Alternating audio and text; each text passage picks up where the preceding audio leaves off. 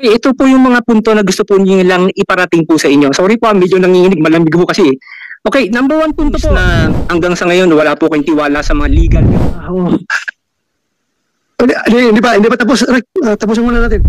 Kung maintindihan po ninyo, ang mga kriminal nakabunot na yan naka-inside the waistband yan Ako po, consultation po ito na gustong iparating ng mga ordinary gun owners, ordinary gun enthusiasts na gaya ko po. Isa lang simple po akong gun owner. Okay, ito po yung mga punto na gusto po niyo lang iparating po sa inyo. Sorry po, medyo nanginginig, malamig po kasi. Okay, number 1 punto po, yung validity daw po ng permit to carry, kasi sa ngayon po, 2 taon lamang po, no? Ang request lang po nila, kung pwede daw gawin po nating 5 years. Kung mag-i-increase po tayo ng mga prices, wag naman po sana masyadong mataas kasi lumalabas ngayon sa 2 years, double the price Naging 12,000 na yata po no? Karamihan sa mga ordinary gun owners hindi naman maraming pera. Ordinary lang naman pong mga gun owners. Kaya sana po, yung request po natin, mga taga-PNP, kumusta po sa inyo?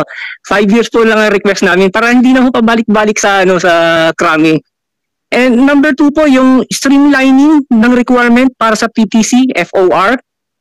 Sa ngayon kasi pahirapan yung lalo na yung nagpapahirap doon yung threat assessment.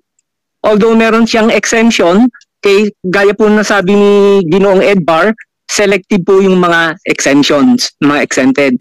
Ang request po ng gun community, kung pwede po daw, ay tanggalin na lamang po yung threat assessment sa isa sa mga requirements. Anyway, nag-undergo naman po kami ng neuro, nag-undergo naman po kami ng drug test. So, there's no use para sa threat assessment. Parang kasi, sir, with all due respect, parang wala po kayong tiwala sa mga responsible gun owners. Yun po kasi ang tingin namin hindi po sa akin, sa mga gun community, nag-undergo po kami ng maraming mga requirements pero it seems na hanggang sa ngayon wala po kayong tiwala sa mga legal gun owners. Okay.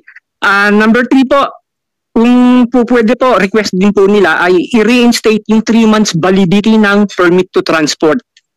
Dati po kasi, lumalabas, matanda na ako, no? Pero dati po kasi, meron kaming nakukuha na permit to transport, good for 3 months. And I think it's only 350. Okay?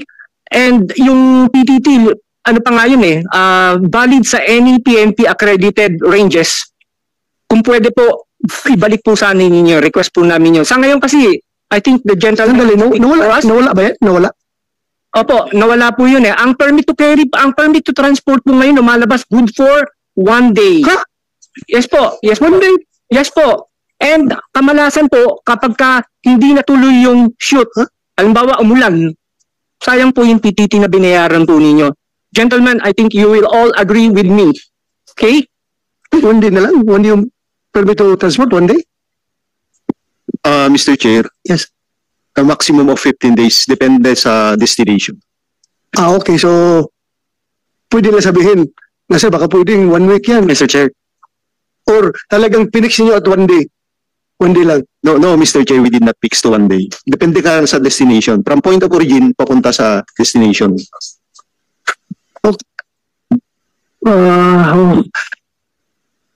Hindi ba tapos? Tapusin muna natin. If I may continue, sir. Yes, go ahead. Okay, correct me if I'm wrong, pero sana po ang request po nila yung PTT na 3 months ranges. Okay? And number 4, ito yung kanina pang pinag-uusapan yung nare-restrict po yung civilians for owning 5.56 and 7.62 mm rifles. Okay? Under the law, under the RA 10591, allowed naman po talaga tayo na mag-own, di ba po? And gaya po ng sinabi ng gentleman kanina, what if magkagulo po tayo?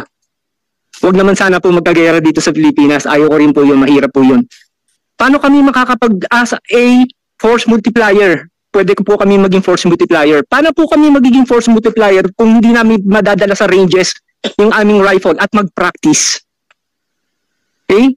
Pag nagkagulo, pumutok ang gera. Anong gagawin namin doon sa rifle namin? Display? Di-display lang namin. Paano namin magagamit kung hindi kami pupunta sa ranges at mag-practice? Okay? Sana po, nakikita po ninyo yung point namin. Okay? And with all due respect sa PNP, pwede po kami maging force multiplier. Hindi po kami ang kalaban ninyo, ang mga responsible gun owners. Okay? Kaalyado po ninyo kami. Lahat po ng mga batas, legal laws, sumusunod po kami. And ito pa yun, ito yung famous sa vlog ko eh. Ito yung talagang maraming nagre-request eh. Yung mode of carry. Kasi nakalagay sa must be concealed. Dati may gray area po ito eh. Ngayon, may lumabas na IRR ang PNP which prohibits inside the waistband carry, IWB carry. Pinagbawal po nila yun. Dapat nakalagay sa bag, okay, sa case, mga ganon. And kung maintindihan po ninyo, ang mga kriminal nakabunot na yan eh. Naka-inside the waistband yan eh. And sa pag-aaral din po namin sa gun community, mas babagal ang drawing time pag nasa bag compared sa IWB carry. Dati kasi nakalagay sa permit to carry, must be concealed. And pwede pinapayagan pa yung IWB. Ngayon, inalis na nila yung restrictions. Pinagbawal na po nila yung IWB carry. Kung sana po, i-allow na naman po ninyo yung IWB carry as long as concealed, hindi nag-preprint. Okay, number 6, yung EC1 of permit to transport ng 5.56. Okay, yun na rin yun eh. Yung sinasabi ko sana may allow dun sa na may transport yung 5.56 rifles para sa training ng civilians. Tapos yung number 7, ito yung isa rin sa mga popular. Bakit, sir, with all due respect sa PNP, kasi kung sino daw yung na-appoint na chief PNP, nababago daw po yung IRR. Whereas doon sa batas, ito na yun eh, matibay, sementado na eh. Ito na yung batas. Okay? Pag may umupong bagong chief PNP, nawawala eh, medyo nalilihis. Kumbaga sa barko eh, inaalon po. Okay? Nakukontra minsan yung batas gaya po ng 5.56 rifles sa Republic Act 10591 which is allowed pero restricted pagdating sa utos po ng chief PNP. Okay? Marami pong salamat Mr. Chair sa pagbibigay po ng pagkakataon para marinig po yung mga ordinary gun owners po. Marami pong salamat and good morning po sa inyo lahat. Thank you. Sabi mo na pag nagbago ang chief PNP, binabago yung IRR. Opo. Yung sa akin pagbabago lang nagawa ko ron yung pagbawal nga yung firearms. Yung order ng Malacanang, order ng Presidente. Nagira sa Marawi. Executive order po kasi. Oo, nakita kasi na may mga armas na galing sa na hawak ng mga rebelde ng mga anong kalaban natin? Maute. Hawak ng mga maute galing sa mga gumagawa ng armas natin. Local kaya pinahinto yun ni Presidente. But anyway nga, wala namang problema, wala namang Marawi. Mas dapat nga natin i-armasan yung mga responsible gun owners dahil nga sa impending threat na nakikita natin ngayon. Hindi natin alam what will happen next. Arik mo na. Mr. Chair, yeah. Going back to the point of Mr. Edwin Lim, with regards to the restrictions of the rifles being proposed now, before the ban or the suspension was implemented, there are no restrictions. No restrictions on barrel length, no restrictions on scopes, no restriction on ammo capacity. Why all of a sudden, when we're deciding to lift the suspension, all of a sudden we're restricted to 16 inch and below? And at the same time, Mr. Chair, going back to the point na there's a clamor for the PNP to follow the law, to follow the IRR. It is not written in the law that we're restricted by barrel length. It is not written in the law that we're restricted by ammo capacity, what kind of ammo, ilang grains yung gamit namin, sniper rifle ba to. As long as it's semi-automatic, as long as it's a small arm, it is allowed. So, with your assistance, Mr. Chair, if we can request these proposals by the PNP further restricting yung mga civilians natin to own these rifles should altogether hindi na ma-implement. Let's just bring it back to how the law was originally put. Walang restriction. As long as it's the only restriction you have is your classification in your LTAP and the amount of money you can spend buying a firearm. That's the only restriction you have. Thank you. The PNP is listening right now. Tingnan niyo yung mga adjustments na gagawin ninyo para pagdating sa budget hearing, hindi na tayo magkawa ng smooth sailing na tayo. Sigurado ko yan, si SP, magtatanong yan sa budget hearing, si Senator Mig Subiri, magtatanong yan, yung mga nandito kanina, magtatanong yan. So, you make the necessary adjustments. Lalo na yun sa 5.56 yung anabab na ibinawal natin.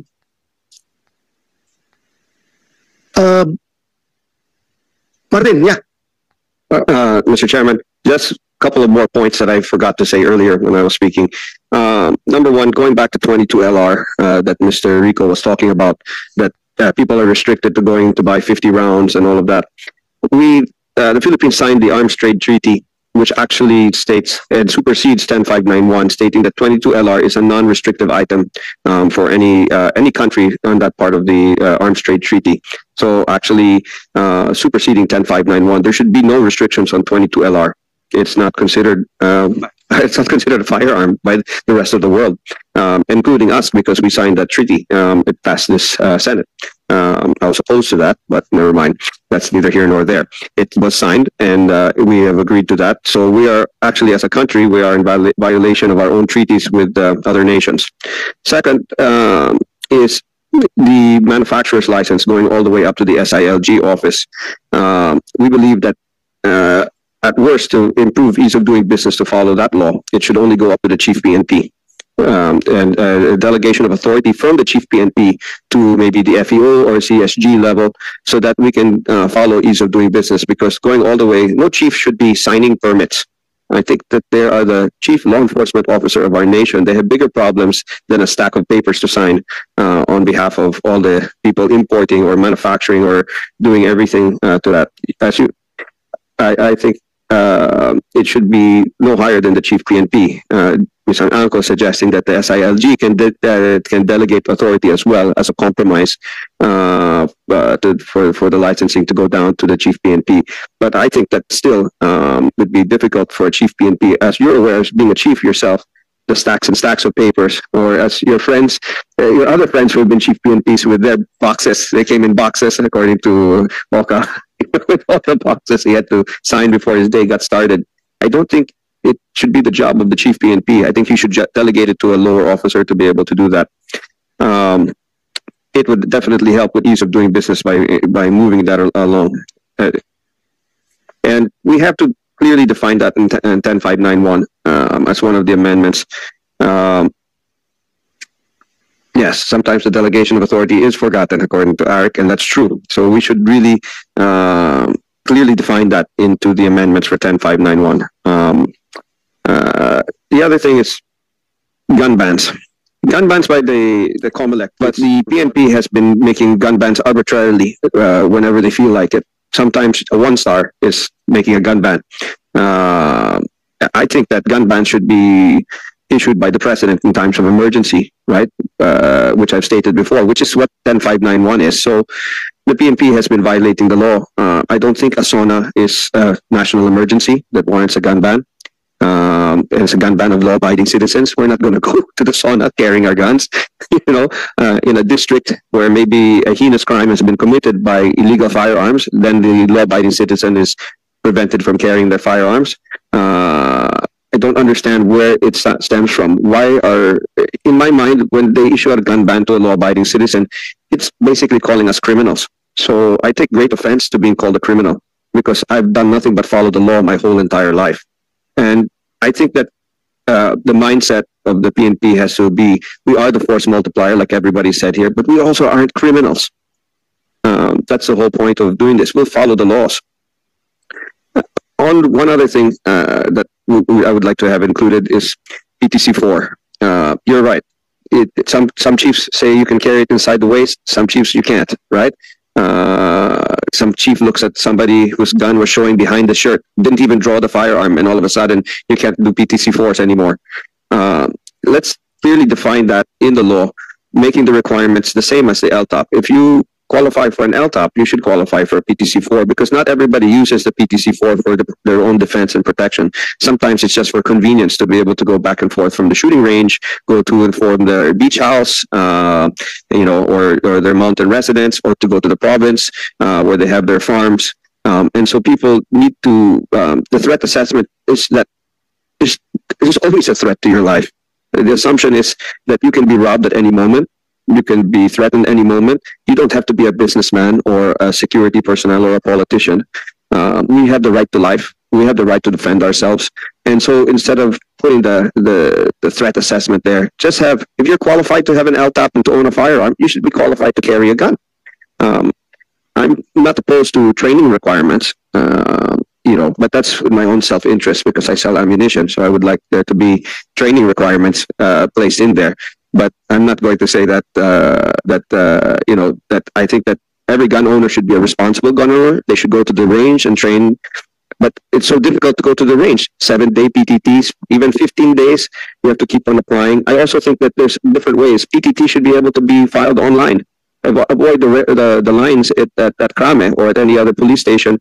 It's a PTT. You're already a legal firearm holder, right? We're not going to say that we're the United States where you can just put the gun in your car and go to the range. Fine. I concede that this is a different country. Even though in the U.S., I could go show my concealed weapons license and buy a gun over the counter and walk out of it in 25 minutes or less. It's as fast as a credit card machine processes. But here, we've grown accustomed to all the restrictions, which is okay. We can live with restrictions. It needs to just be reasonable restrictions because we are not the criminals. We will follow the law, whatever the law is, for better or for worse, right? Everybody here will end up following it because we're law-abiding. So why does it have to be for worse? Let's make sure that these amendments cover every single spot. It has to be a cut, copy, and paste into the IRRs because we talk about the IRRs changing, but you cannot change an IRR if it's clearly stated in the law. Then it becomes a violation in the IRRs. So every line item, every section of 10591 has to be clearly defined, so that there's no interpretation anymore by any chief PNP, by anybody with a 1-star that can interpret it or something like that. It's we're not the problem. I'm going to say it every time because we're never the problem. And these are the fine points that I think everybody's hinted on or touched on in detail, and they should be put on paper. And hopefully, Mr. Chair, you can add that in the committee report and be in favor of that to go forward with all these additions that everybody has made, and then hopefully your colleagues in the other house will also agree with this committee. As you were the first, by the way, nobody else has had a committee hearing, and we thank you very much. I really truly thank you for at least hearing all of our statements and opening this up. You are a true ally of the gun owner of the Philippines. I know you're a shooter. Your whole family shoots. We really appreciate what you're doing for us. And I'd like to excuse myself because I'm going to go to SPEDESA because that involves me.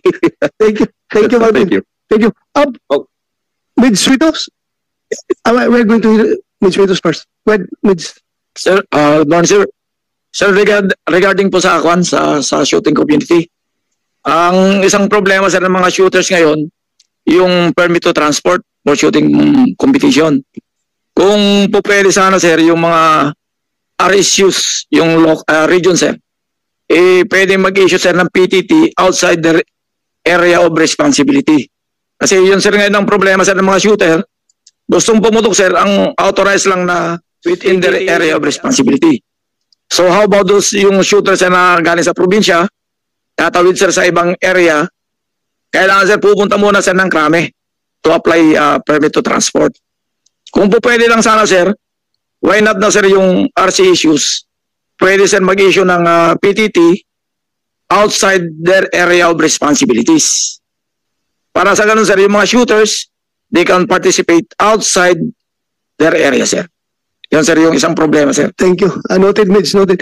Alam nyo, don't be offended sa PNP. Meron lang akong na-observe. Pumutok ako doon sa arms corps. Anong parang legislators ka, board, no, not na ko. Una pa, yung board member cap, yung League of Board Members of the Philippines.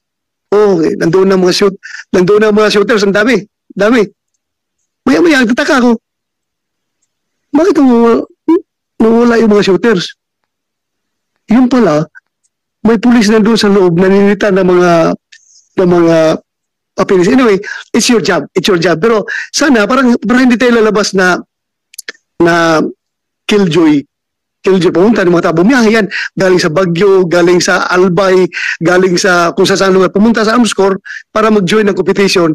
Pagdating doon, hanapan na mga papilis ng mga taga CSG, EPO, CSG, RCSO. Para ba namang lalabas ang PNP na kontrabida?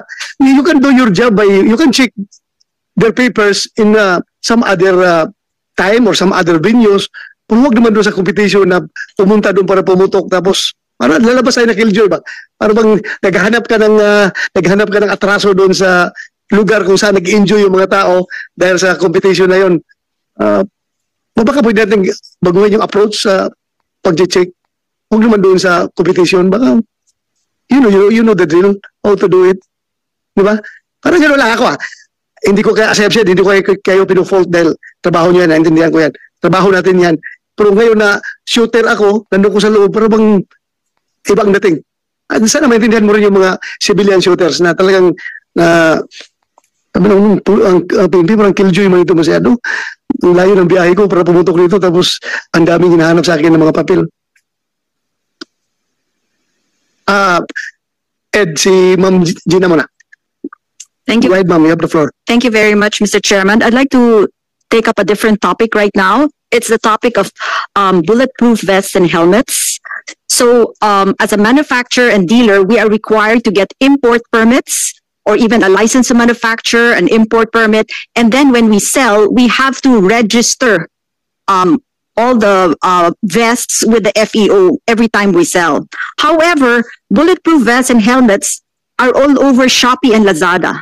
And also, if you notice, like in Marawi, when it was a well-covered incident, all the media personalities there were wearing bulletproof and helmets. So, although it's not in RA 10591, in the IRR, it is covered that that's one of the licenses required. Maybe we can reconsider, since bulletproof vests and helmets are more to protect ourselves rather than offensive, it should no longer be regulated the way it currently is. Thank you. Thank you, Ma'am. Mukhang overloaded na kayo dyan sa mga punto na yung raise nila. Please take note, ha? I-take note yun lahat. All noted, sir. Thank you. Short lang. Pupunta ko si Juan after you. Sige, short lang. Mr. Chair, if I may, on the PTT, this may be a little controversial for you. However, I will be trying to lessen the administrative work of the PNP-FEO.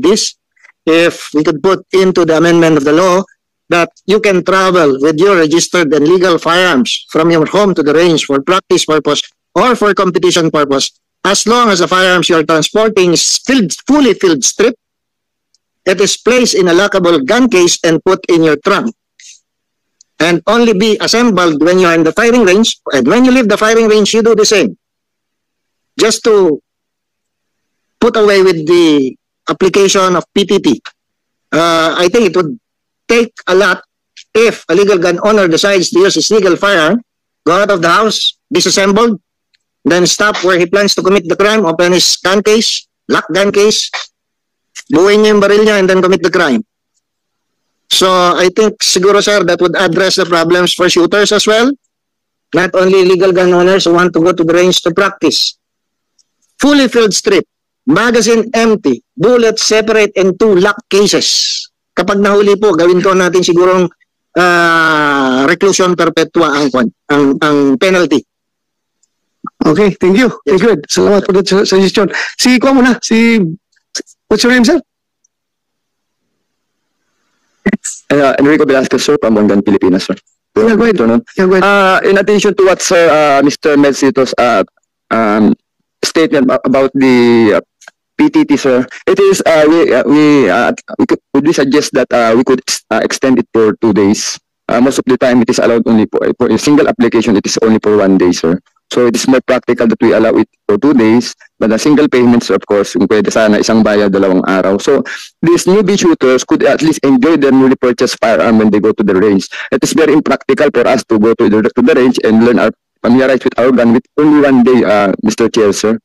Nakuha yung punto? Narinig niyo yung sinabi, ako papunta ako sa competition, level 3. Hindi ko natapos ngayong araw na ito. Bukas, babalik na naman ako para tapusin ko yung competition. So, kung 1 day lang ibigay yun sa akin, bukas hindi ko na matapos yung competition. Parang ganun. So, baka pwedeng, sabi nga, 1 application pero multiple days. Kung po pwede. I-consider ninyo. 3 months? So, sir, 3 months is more better, sir. We will check that, sir, dahil as of now, sir, sabi naman ng Chief FPO, it's 1 day to 15 days yung nirelease nila. But kinukompute nila yung distance na pupuntahan. Pag malapit lang, sir, is 1 day. Pag malayo, it's 15 days, parang ganun yung regulation FEO doon. But for shooting competitions, we will consider that, sir. It's noted also. That means it's the intention na nag-apply na 5 days yung shooting competition niya. There's no problem now, sir, in giving 5 days. That could be solved, sir. Okay, thank you. Edwin Lim muna, si Edwin Lim. Yeah, go ahead. We have a lot of level 1, level 2, level 3 competitions in nationwide. Okay, and sometimes we have level 1, 3 or 4 level 1s in one weekend. Now, if you limit your PTT to just one venue, and the shooter wants to shoot all 3 level 1s in one weekend, paano naman siya? Diba? You have to get 3 PTTs. I think to address the RCSU problem of meds, as well as the 1 to 2 days, I think the best solution there is to go back to the 3-month any accredited PNP range. Now, if you want to do your ratio proportion, maybe I know it's a revenue source for the FEO, and we are realistic here. We're businessmen also. If you want to increase rates for the 3 months reasonably, I think the shooters will also be very willing to do that. That will eliminate all kinds of headaches of your operations as well, and you can still get your revenues. I agree. Siguro tingnan yung boot yan. You want to react? Go ahead, Gerald Dilag. Our purpose in providing the route is para hindi mapunta kung saan lugar, sir, yung baril. Kaya specific yung ruta nila. Now, for the other venues, kung weekend, specify na lang niya yung ruta niya para mailagay namin, sir, sa PTT. Wala namang problema doon, sir. Ang ayaw lang namin, hindi namin maibigay yung 3 months kasi, like for example, binibit niya sa isang lugar, hindi naman siya pupunta mag-shoot. And then he can just raise na, I'm given 3 months PTT. And yung pupuntan ko naman ay going to that range. So maja-justify niya yung pagdadala niya, parang sinuproceed na natin yung pagbibigay ng PTC4. Kaya nga, sir, may PTC4 tayo for that. After you, Ed, si Mr. Charles Rico. Yes. Just to react again on the reason of the FEO, Mr. Chair, na baka saan-saan mapupunta. Again, sir, balik tayo. Magtiwala kayo sa binigyan nyo ng lisensya. Balik tayo po doon palagi na kami po yung binigyan nyo ng lisensya. You found me psychologically and good Filipino enough to give me an LTAP. I have no cases except for pero dismiss na siya, no? Clear na ako ngayon. So please, pagkatiwalaan nyo naman yung binigyan nyo ng lisensya. Thank you. Okay po, sir. Thank you. Thank you po. Rico, then Mr. Atorigo. Rico de Atorigo. All right. Thank you, Honorable Senate Chair. I would just like to make an observation regarding a pattern that we have been seeing recently with some of the PNP's memos. We have seen over here the memo being issued by the PNP recently about the barrel length restrictions of firearms that are not in RA 10591. I would like to wonder, I'm wondering why are we implementing, for example, barrel length restrictions? And I'm seeing a pattern over here in that the PNP right now seems to be patterning our gun laws with the gun laws of other nations. We see right now a restriction on semi-auto rifles. They did that recently in Canada. They banned semi-auto rifles there. We see here, for example, barrel length restrictions. Barrel length restrictions are patterned after the 1936 National Firearms Act of the United States of America. The Philippines is not America. And I think that the PNP shouldn't pattern our gun laws with that of the United States. We see over here Ms. Gina Tuason saying that there are some restrictions when it comes to body armor. Connecticut in the United States of America bans body armor and imposes all kinds of restrictions, even New York. And we are also seeing here a possible ban, or rather a study being made by the PNP about the restriction on hollow point ammunition. Hollow point ammunition is banned in New Jersey in the United States of America. So my point here is that I hope that instead of making or introducing restrictions to Philippine gun owners who are law-abiding citizens, we should strive to make better gun laws, not gun laws that make us weaker. And if the PNP would be so obliged to please, maybe if they can refocus their efforts instead on cybersecurity, because the PNP database on firearms owners has recently been hacked. In fact, it's not the first time it's been hacked. It's been hacked a few times already. And as a gun owner, I feel like I'm the victim of not just hackers, but poor cybersecurity protocols. All of us here, gun owners, all of us, our data may have already been compromised, including you, Honorable Senate Chair, and even that of the President. So if I can just request the PNP to, instead of, doing all of these studies on banning hollow point ammunition, that we instead focus on cybersecurity protection to protect gun owners, instead of introducing restrictions that I honestly do not feel will reduce crime, like barrel length restrictions. Thank you. Thank you, Mr. Rico. Attorney Go. Attorney Go. Yes, first, thank you for everybody's inputs. I agree with most of them. To the Honorable Chairperson, thank you for inviting me as a neophyte committee resource speaker here. I would first like to introduce myself. I'm Brian Go. I'm a lawyer by profession. I'm an associate at Kulapa and Lim. And prior to actually being a lawyer, I was actually a shooter first. I initially started with the programs of PSMOC and PPSA in Action Air until I developed into Real SEAL, which I met the Honorable committee chairman and became a member of Arms Corps under Mr. Tuasan's gun club. Now, ever since prior to attending law school, I already had the envisionment of seeing how the law was applied and seeing a divergence with regard to its implementation and when the law was written. So, fortunately, I was able to enter to the Ateneo Law School and used it as my Juris Doctor thesis. And to be honest, I wouldn't be a lawyer here today without the help of PNP. Actually, Police Lieutenant Colonel Tadeos there, he was very instrumental to my graduation with the thesis and eventually, graduating with honors, fortunately. So I would like to thank their help in trying to reach common ground between all the stakeholders here today. Although I think we can all agree on that there's still some work to be done. There's still some things to be defined, as mentioned previously by Mr. Tuason. There is a need to further define and make clear definitions provided in the law. That's actually also the recommendation of my Juris Doctor thesis. And the main thesis statement therein was that we'd have to first, we're considering a regulation governing the use of firearms, which is essential, and as Sir Ed pointed out a while ago, that it is the most effective tool to defend ourselves, not just pistols, not just shotguns, even rifles. Whether it be foreign threats or domestic threats, we'd have to first look into the legal framework.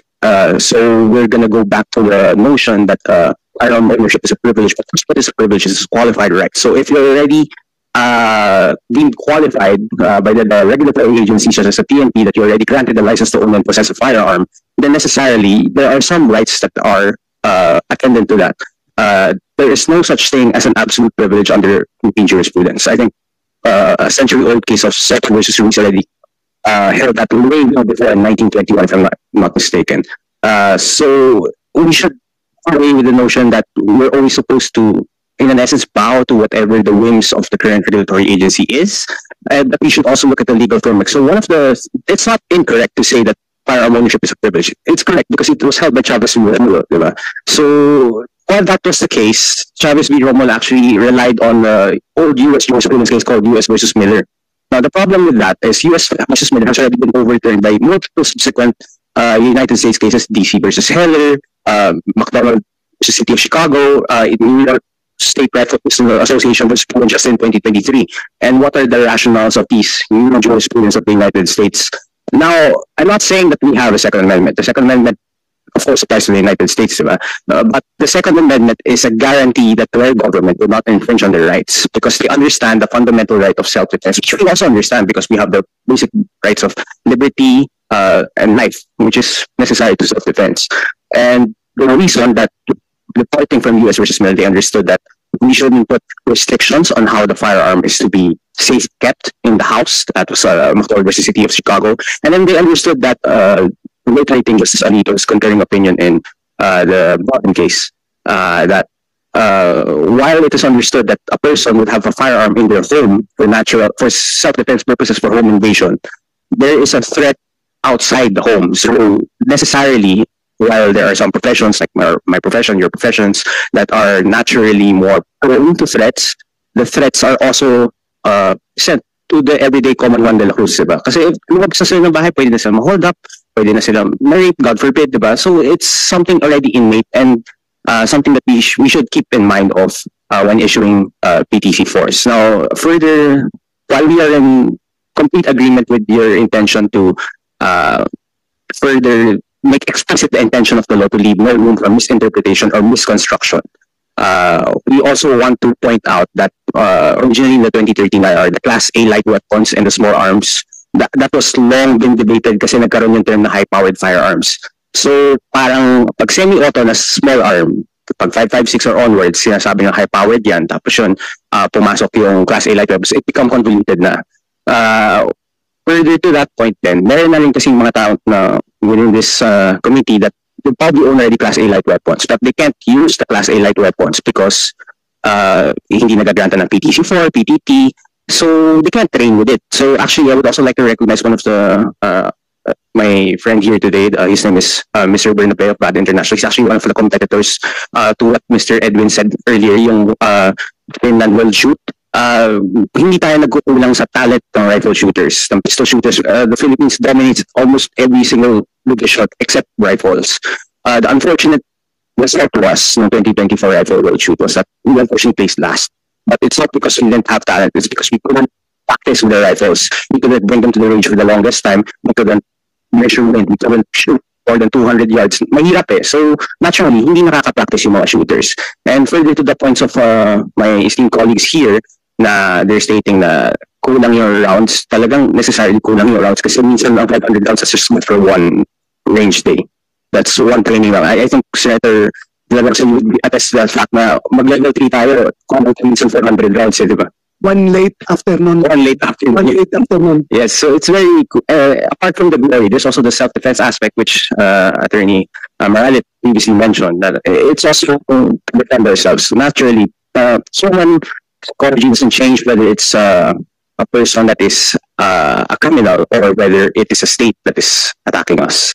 God forbid naman, ayaw natin mangyari yun. Pero necessarily, di ba, an adversary would not want to attack a person that is armed, that is trained. They would only attack a person that is defenseless. I think that could be seen in recent conflicts in Ukraine where days prior to the invasion, they allowed the ownership of rifles, and they started giving away rifles to start with like the rape of Bakhmut. As mentioned by Senator Zubiri earlier, yun nangyari sa Israel. It's very difficult.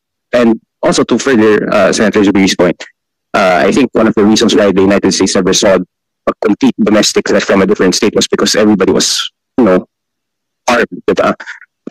And so that's just why we want people to be able to use their firearms. It was stated in jurisprudence that there is no vested property right in the license itself. Or while that may be the case, we shouldn't forget that you have the license, but there's another thing that you have is a firearm. That's actual property under the Civil Code. Now, if you're already granted that license, and you have that property, it just means that you can't get a person because you have that property. So you have all the uses of ownership. You use I think earlier would be able to, but essentially to explain it, it's just the right to use, the right to make use of its fruits. So necessarily, pwede dapat tayo mag-practice, mapipisi yung mga rifles, and etc. So we can train, we can be responsible firearm citizens.